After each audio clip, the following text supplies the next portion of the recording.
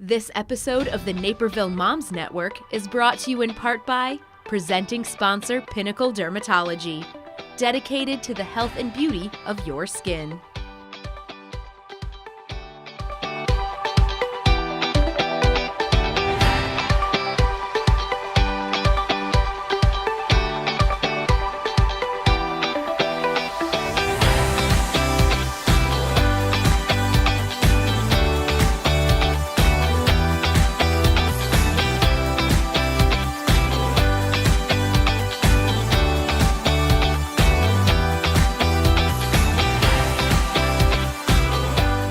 Welcome to the Naperville Moms Network. This month, Erica, Sarita, Patti, and I are joined by Dennise Vaughn of Homewatch CareGivers of Naperville. Dennise has 4 kids and has had a long-term career in healthcare. Welcome, Dennise. Thank you. As our parents age, a new sense of responsibility and dependency may develop. Some of us may find ourselves parenting our children while also helping an older or ailing parent.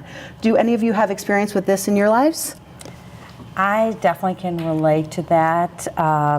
As our generation has had kids much later than our parents, so I feel like I'm at that point where my kids are in high school, getting ready to soon go off to college, and I have parents who are aging.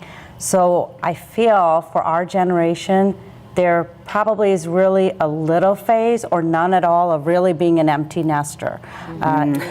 You're right. I feel exactly you go from where your kids are finally out of the house, independent, to where you have to think about your options for your aging parents. So I definitely relate to the whole sandwich generation. And I think the conversations having with our parents or planning for that is what's missing. We just wait till you really need to have that conversation. And I think not properly planning, we're probably overextending. So I'd love to hear your thoughts on what can we be doing. Well, you said the magic word, which is planning, which none of us do, right? We're focused on our own kids, and then something happens, and all of a sudden you're like, what do I do? And my situation's very similar. As Kathy said, I have the 4 kids, 3 in college, 1 in high school. But just most recently, my mom passed away, and she was the primary caregiver for my dad. And they lived in Florida. So that's also complicating, I think, our families' lives. Our parents are not always nearby. I honestly have to say, even though I run a home care agency, I hadn't planned for this situation. I thought, my dad has MS, my mom will be his caregiver. 10 years from now, we'll figure it out. And so what happens then is there's just a lot to do in a very short amount of time. So, in my recent experience, my mom passed away of pancreatic cancer, so it was a little bit sudden. We didn't know. She died about 9 days after her diagnosis, but I was there getting to be the hands-on kind of caregiver with bathing, dressing, drug management, pain management. And so I got a real good handle on that. And now my dad is living with me. So to just what you said, we didn't really have a plan, and the plan kind of came up. But what is really nice is I feel like I would recommend this to a lot of people, especially if your parents don't live nearby. Assume they lie. And I mean that with like a lot of love, but they're kind of like your teenagers, right? Your teenager, did you make your bed? Yeah, I made my bed. No, the bed's not made. Did you eat something after school? Yeah, I ate something after school, but they didn't. So when they ate Skittles. Yeah, they're Skittles, right? So when I got down to Florida, I was just going to go for a couple days just to kind of lay eyes. I was like, oh my gosh, the house was not at all how I had imagined it was when I talked to my mom every single morning. Every morning she said things were good. She told me what they were having for dinner, who they were visiting with, and I get there and this was not my mom's house. So just assume that they're just trying to appease you. They don't want to need you. And so they'll say anything to avoid getting care or getting support. So that's one good rule. The other thing you talked about was the planning, and planning depending on what your family dynamics are like with your siblings is really important too, because that can be a real mess. Like out of all the families we have, there's a whole continuum. There's sometimes, surprisingly, there are a lot of actually sons who help take organized care for their parents. It's almost like us as women feel like we have to do the care ourselves. So we aren't really willing to get help. we take it all on, we beat ourselves up, we're still taking care of our kids. Adult sons will be like, oh no, I'm out of here. Who do I call, right? So that really surprised me. So you've got that going on. And then, on the other end, we've got a family where there's 4 kids and they all want to be in charge. So I think you have to kind of think through your siblings and what role do you fill? What role can your siblings fill? What are the ages of your siblings' kids? Like you mentioned about being an empty nester. So, my 3 are in college. I have this 16-year-old, but he's independent. He drives, he cooks, he does everything. In fact, I'm so busy, we don't do meals a lot.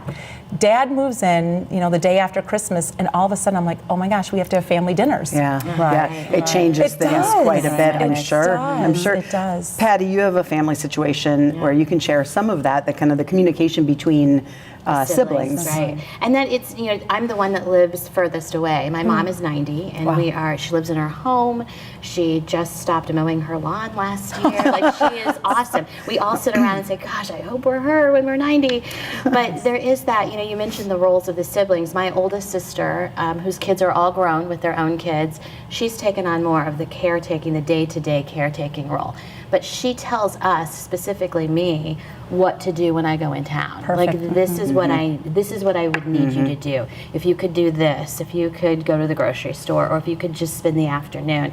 And one thing she does that I really love is if she knows that my mom is having an off week or it's a tough emotional week, she will call me and say, I know you usually call her on Sundays, but could you call her today? Because she just needs like a lighthearted conversation about her garden.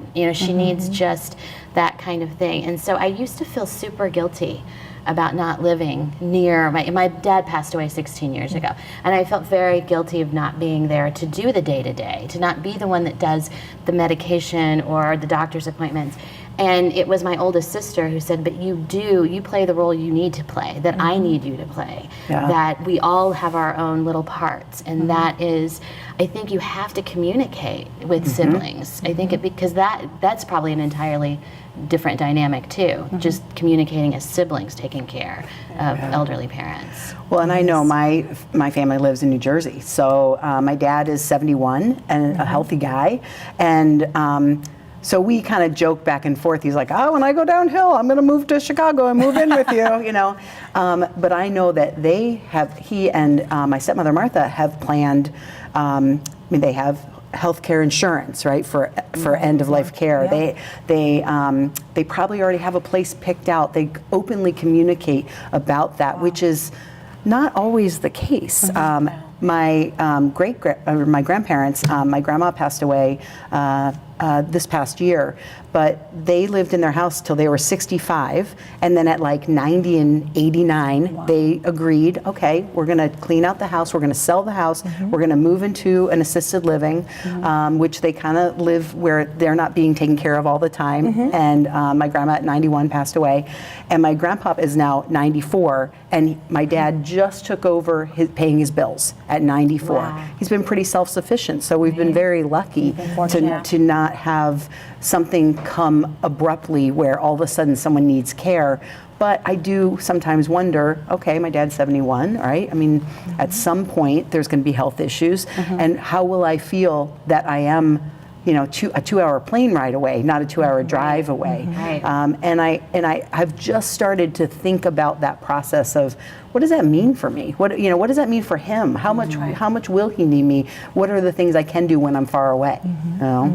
So it's just a hard thing to think about. I think what you have going in your favor, though, is that your grandparents did plan, right? So, your dad has that model, right? He knows it's not taboo to start thinking about those things and planning. And also you mentioned about long-term care insurance, which is something, when we're younger, you don't think about having. And I would say if people can have that conversation, that is really helpful, because the financial burden is something also siblings aren't always comfortable talking about. And if the parents can have long-term care insurance, which can cover various models, whether it's in-home care like what we do or going to a senior community, it really does help. It takes one thing and makes that not an issue as much as everything else. So, and at what age are people looking? Like, I've never thought about getting long-term health care. We should have probably done it actually a few years ago. That's good to know. I mean, I'm only 29. Me too. But the older you get, your premiums go up. But the other thing is that once you actually start services and open a claim, most policies you stop paying your premium. So